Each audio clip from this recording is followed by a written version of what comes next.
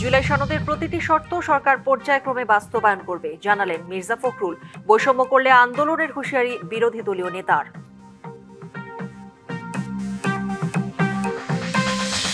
দাম কমালেও স্বস্তি নেই এলপিজির বাজারে। 12 কেজির সিলিন্ডারে বাড়তি গুনতে হচ্ছে 100 টাকার বেশি, হতাশ ক্রেতা।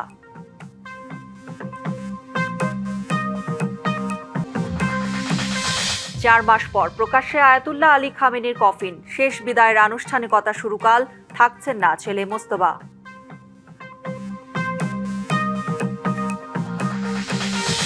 আধিপত্য বা শত্রুতা নয়, ব্রাজিলের জয় উদযাপনের দ্বন্দ্বেই রাজধানীতে বিএনপি নেতা খুন, গ্রেপ্তার 9। জুলাই সনদের প্রতিটি শর্ত সরকার পর্যায়ক্রমে বাস্তবায়ন করবে বলে জানিয়েছেন স্থানীয় সরকার, পল্লী উন্নয়ন ও সমবায় মন্ত্রী মির্জা ফখরুল ইসলাম আলমগীর।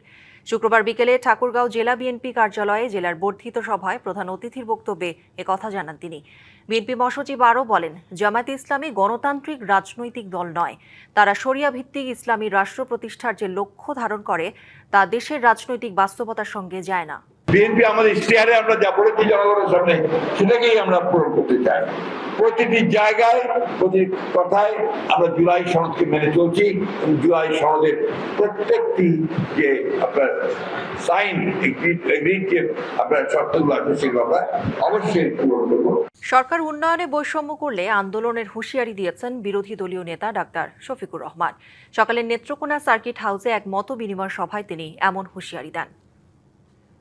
যে সমস্ত এলাকায় বর্তমান সরকারি দলের সংসদ সদস্যরা রয়েছে, ছোটখাটো কিছু অনুদান দান দেওয়া হয়েছে, সেই সমস্ত এলাকায় যা দেওয়া হয়েছে বিরোধী দলীয় সদস্যদের ওখানে তা দেওয়া হয়নি। তারা নির্দিষ্ট কোনো ব্যক্তি বা এলাকার জন্য নয়, গোষ্ঠী দল কারোর জন্য নয়, তারা মানুষের জন্য। আমরা বারবার এই কথা বলে আসছি, বলতে থাকবো এবং যেখানে বৈষম্য দেখবো সেখানে আমরা আওয়াজ করব। এ মাসে 12 কেজি এলপিজি সিলিন্ডারের দাম 357 টাকা কমিয়ে 1528 টাকা করা হলেও সাধারণ ভোক্তার জন্য বাস্তব চিত্রটা ভিন্ন। রাজধানী থেকে শুরু করে প্রত্যন্ত অঞ্চল কোথাও মিলছে না এই সরকারি দর। উল্টো প্রতি সিলিন্ডারে গুনতে হচ্ছে 100 টাকার বেশি। খুচরা বিক্রেতারা বলছেন, সরকার নির্ধারিত দামে এলপিজি বিক্রি করলে তাদের লোকসান হয়, আর নির্ধারিত দামেই বিক্রি করার দাবি ডিলারদের। হোটেল, রেস্তোরাঁ থেকে বাসাবাড়ি, সারা দেশে রান্নার জন্য এলপিজি এখন ভরসার নাম। কিন্তু বোতলজাত এই গ্যাসের বাজারে দীর্ঘদিন ধরে চলছে অস্থিরতা। তবে জুলাইয়ের জন্য কিছুটা স্বস্তির খবর দিয়েছে বিইআরসি। 1885 টাকা থেকে 357 টাকা কমিয়ে 12 কেজি এলপিজি সিলিন্ডারের দাম এখন 1528 টাকা। কিন্তু রাজধানীর বাজারে বিক্রি হচ্ছে 1600 থেকে 1650 টাকায়। মাঝখানে একবার হঠাৎ করে সিন্ডিকেট হইলো যে বাজারে গ্যাস নাই, সিলিন্ডার নাই, ওই যে তখন আবার বাড়ায় দিচ্ছে, আবার আস্তে আস্তে ওটা আবার কমে আসতেছে। এখনো বলতেছে যে 1650 টাকা রাখবে। জিজ্ঞেস করি কয় আমরা এই যে মাথায় করে আনি, হ্যাঁ এটা এনে দেওয়া যায়। ওনারে বলার গ্যাসের দাম তো কমছে, উনি বলে যেটা নিম্নমানের এই সিএনজি স্টেশন থেকে ভরে ওগুলোর দাম কম, আমরা একদম পিওর গ্যাসটা দিই আপনাদেরকে, এই জন্য আমাদের দামটা একটু বেশি। ঢাকার বাইরের চিত্রও একই। সিলিন্ডার কিনতে ভোক্তাদের গুনতে হচ্ছে বাড়তি দাম। সরকার তো কমায়, দোকানদাররা কমায় নেই। 1850 টাকাই দাম নিচ্ছে, গতকালকেও 1850 টাকা করে নিচ্ছে। কেউ 2000 টাকা দাম নিচ্ছে এখনো। তারা বলে যে সরকারের কাছে যেই নাও। যদি নির্বাচিত সরকার পদক্ষেপ নেয় তাহলে অনেক সিন্ডিকেট ভেঙে 1000-এর ভিতরে রাখা সম্ভব। খুচরা বিক্রেতারা বিষয়টি স্বীকার করলেও তা মানতে নারাজ ডিলাররা। আমরা 1600 1650 টাকা এরকম বিক্রি করতেছি। একটু বেশি নিতে হয়, মানে ওই যে নিয়ে বাসায়তে পৌঁছে দেই, দোকানে পৌঁছে দিই, ওটা ক্রেডিট খরচ আছে, আবার বাকিও বেশি। বর্তমান যে দাম দিয়েছে সরকারে ওই দামেই আমরা আছি। ব্যাঙের ছাতার মতো আর কি গ্যাস ব্যবসায়ী হয়েছে। আপনি দেখবেন এই লাইনেই আপনি 8-10টা পাবেন, কেউ 10টা নিয়ে ব্যবসা করছে, আমাদের থেকে নিচ্ছে, আমরা হয়তো বা 10 টাকা 20 টাকা লাভে ওদের দিয়ে দিচ্ছি, ওরা ওইটারে বাড়ায় বিক্রি করছে। এলপিজির দাম ভোক্তার নাগালে রাখতে বাজারের তদারকি বাড়ানোর দাবি গ্রাহকদের। Yusuf Rana, DBC news, Dhaka. রাজধানীর বাজারে কেজিতে অন্তত 20 টাকা বেড়েছে ব্রয়লার ও সোনালী মুরগির দাম, তবে কমেছে ডিমের দর। খুচরা পর্যায়ে মানভেদে সব ধরনের চালে গুনতে হচ্ছে কেজিতে বাড়তি 5 টাকা। টমেটো, গাজর, কাঁচামরিচ ছাড়া স্থিতিশীল অন্যান্য সবজির দর। সাপ্তাহিক ছুটির দিন শুক্রবার রাজধানীর খিলগাঁও কাঁচা বাজার ঘুরে দেখা গেছে টমেটো 180 টাকা, কাঁচামরিচ 120, গাজর বিক্রি হচ্ছে 100 টাকা কেজি দরে। এছাড়া পটল, চিচিঙ্গা, ঝিঙ্গা সহ অধিকাংশ সবজির দাম 100 টাকার নিচে। বিক্রেতাদের দাবি কয়েকটি ছাড়া বেশিরভাগ সবজির দাম স্বাভাবিক। এ নিয়ে কিছুটা স্বস্তি প্রকাশ করেন ক্রেতাদের কেউ কেউ। কাঁচামালের দাম এখন অনেক কম আল্লাহর রহমতে, মাছের দামটা একটু বেশি আছে, আর সবকিছু ঠিক আছে ইনশাল্লাহ। মাছ একটু বেশি আর সবজি ঠিক আছে এভারেজ। প্রায় একরকম মনে করেন এটা 160 মধ্যে পাইকে গেছে, 180 বেচতেছি আমরা। নাহলে মাল এত বাড়ে নাই, কম বেশি মাঝি আছে, ভালোই আছে, এত বেশি হয় না এত কম হয় না। ডিমের ডজন বিক্রি হচ্ছে 120 টাকায়, কেজিতে 20 টাকা বেড়ে ব্রয়লার মুরগি বিক্রি হচ্ছে 180 টাকায়, সোনালী মিলছে 340 থেকে 350 টাকায়, আর দেশি মুরগির দাম 650 টাকা কেজি। সবগুলাই 15-20 টাকা করে বাড়ছে। গ্যাদারটা ব্রয়লার ছিল 160 টাকা খুচরা, পাইকারি গেছিল 140-35 এমন। খুচরা বাজারে মানভেদে সব ধরনের চালের দাম কেজিতে বেড়েছে 5 টাকা পর্যন্ত। পোলার চালের দাম কেজিতে গুনতে হচ্ছে বাড়তি 20 থেকে 30 টাকা। এছাড়া পেঁয়াজ, রসুন, আদা, মশলা সহ অন্যান্য নিত্যপণ্যের দাম স্থিতিশীল। অজিত সরকার, ডিবিসি নিউজ, ঢাকা। আগামীতে 30টি নিত্যপণ্যের বাজার পরিস্থিতি এআই প্রযুক্তির মাধ্যমে তদারকির পরিকল্পনা রয়েছে সরকারের।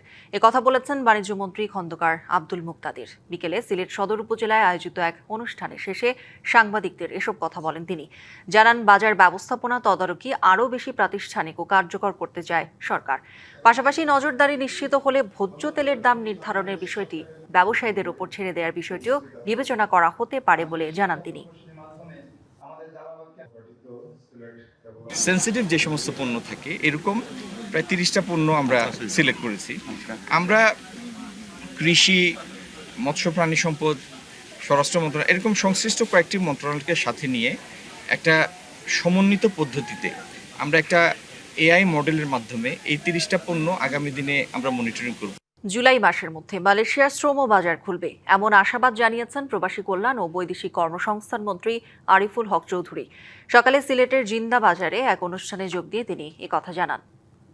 আমরা আশা করি জুলাই মাস ঢুকছে, ইনশাল্লাহ জুলাই মাসের মধ্যেই একটা স্যাটিসফ্যাক্টরি ইনশাল্লাহ প্রত্যাশা পূরণ হবে, এবং বিশেষ করে মালয়েশিয়া নিয়ে যেটা ছিল এটাই এই মাসেই ইনশাল্লাহ মালয়েশিয়ার শ্রমবাজার খুলবে।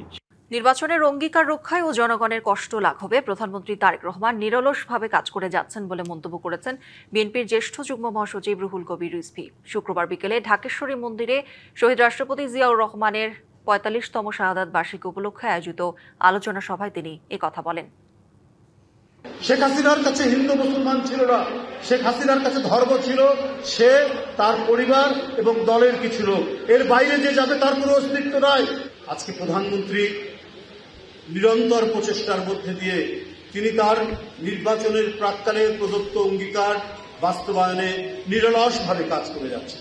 তথ্য সন্ত্রাস রুখে দিতে সরকার সাইবার আইন নিয়ে কাজ করছে বলে জানিয়েছেন তথ্য সম্প্রচার মন্ত্রী জহিরুদ্দিন স্বপন।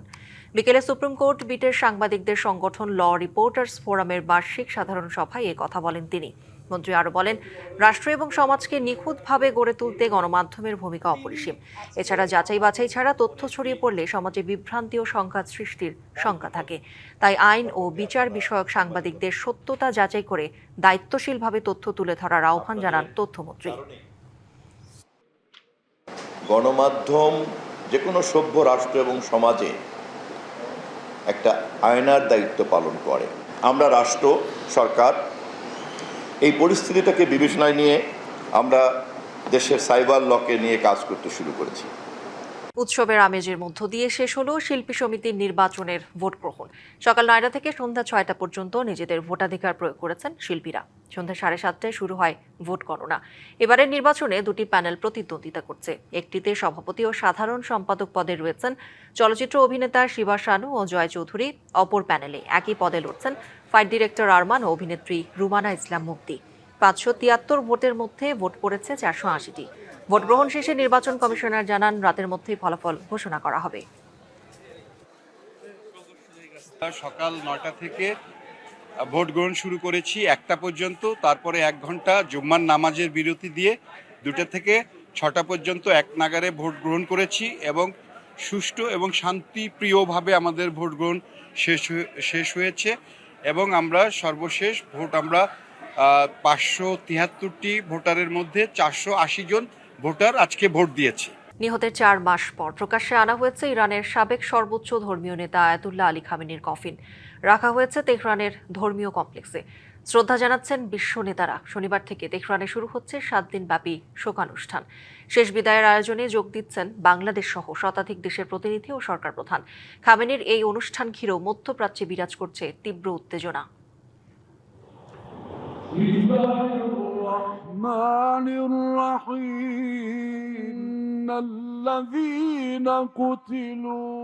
অবশেষে চিরবিদায় জানানো হচ্ছে ইরানের সাবেক সর্বোচ্চ নেতা আয়াতুল্লাহ আলী খামেনিকে। মার্কিন ইসরায়েলি যৌথ বিমান হামলায় খামেনির মৃত্যুর পর যুদ্ধ পরিস্থিতির কারণে 4 মাস পর শনিবার থেকে শুরু হতে যাচ্ছে তার শেষ বিদায়ের আনুষ্ঠানিকতা। বৃহৎ এই গণজমায়েতে অংশ নিতে তেহরানে জড়ো হচ্ছেন বিশ্ব নেতারা।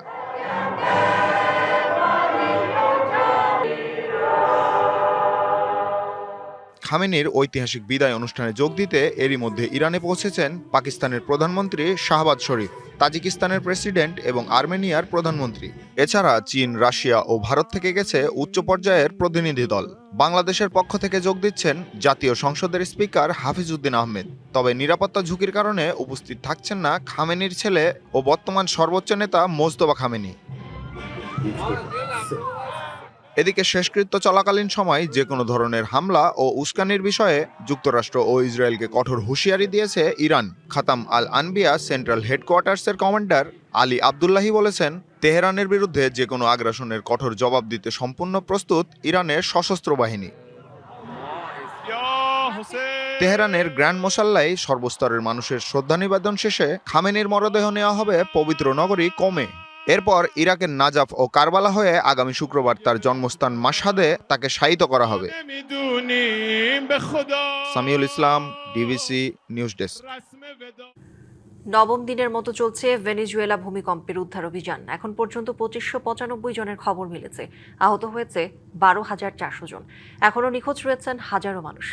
দেশটির অন্তর্বর্তীকালীন প্রেসিডেন্ট ডেলসি রদ্রিগেজ জানান, অত্যন্ত সতর্ক যাচাই বাছাইয়ের পর নির্ধারণ করা হয়েছে হতাহতের সংখ্যা।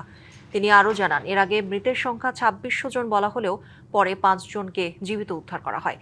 বায়োমেট্রিক পদ্ধতিতে তাদের পরিচয় নিশ্চিত করা হয়েছে। 24 জুন ভেনেজুয়েলায় 7.2 এবং 7.5 মাত্রার 2টি শক্তিশালী ভূমিকম্প আঘাত হানে। সেই ঘটনার পর এখনও পুরোদমে চলছে উদ্ধার অভিযান। তবে সময় যত গড়াচ্ছে, ধ্বংসস্তূপ থেকে স্বজনদের খুঁজে পাওয়ার আশা ততই ক্ষীণ হয়ে আসছে। মানুষ যখন ধ্বংসযজ্ঞে মত্ত, প্রকৃতি তখনও খুঁজে নেয় টিকে থাকার পথ। ইউক্রেনের যুদ্ধক্ষেত্রে ছড়িয়ে থাকা ড্রোনের অপটিক্যাল ফাইবার দিয়ে পাখিরা বানাচ্ছে বাসা।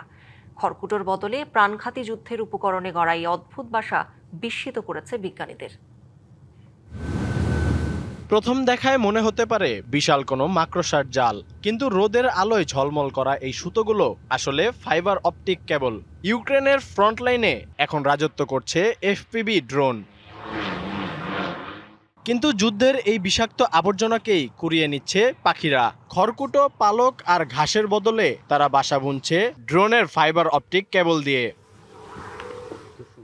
যুদ্ধক্ষেত্র থেকে উদ্ধার হওয়া এমন 2টি পাখির বাসা সম্প্রতি পাঠানো হয়েছে কিয়েভের যুদ্ধ জাদুঘরে। বাসাগুলোর নিখুঁত বুনন দেখে বিস্মিত গবেষকরা। এই বাসাটায় শুকনো ঘাসের চেয়ে ফাইবার অপটিক্যাল কেবলের পরিমাণই বেশি। আর কি নিপুণ আর শক্ত এর বুনন। অপটিক্যাল ফাইবার দিয়ে বোনা এই পাখির বাসাগুলো আসলে প্রমাণ করছে যুদ্ধের রূপ কতটা পাল্টে গেছে। 2022 সালেও আমরা এমন কিছু কল্পনাই করতে পারিনি। বাসা দুটির একটি এখন নেদারল্যান্ডসে, যেখানে এটি নিয়ে গবেষণা করছেন বিশেষজ্ঞ আউকে ফ্লোরিয়ান হিমস্ট্রা। আমি জীবনে বহু পাখির বাসা দেখেছি, কিন্তু এমনটা কখনো দেখিনি। এটা সত্যিই বিরল। ইতিহাসের একটি নির্দিষ্ট সময়কে ফ্রেমবন্দি করেছে এই বাসা। আমরা ডিএনএ পরীক্ষার মাধ্যমে জানতে চেষ্টা করছি ইউক্রেনের ঠিক কোন পাখি এই অসাধারণ বাসাটি বুনেছে। এই কৃত্রিম উপাদান বাসাগুলোকে করে তুলেছে সাধারণ বাসার চেয়ে বহুগুণ বেশি মজবুত।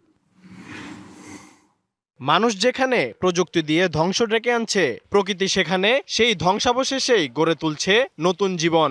ফাইবার অপটিকের এই বাসাগুলো যেন ধ্বংসের বিপরীতে প্রকৃতির নীরব প্রতিবাদ। আল মুমিত, ডিবিসি নিউজ ডেস্ক। সংবাদে এই ছিল এখনকার মতো। ডিবিসি নিউজের সংবাদগুলো পড়তে ভিজিট করুন dbcnews.tv আর ভিজিট করুন ডিবিসির ফেসবুক পেজ এবং ইউটিউব চ্যানেল। ডিবিসির সঙ্গেই থাকুন।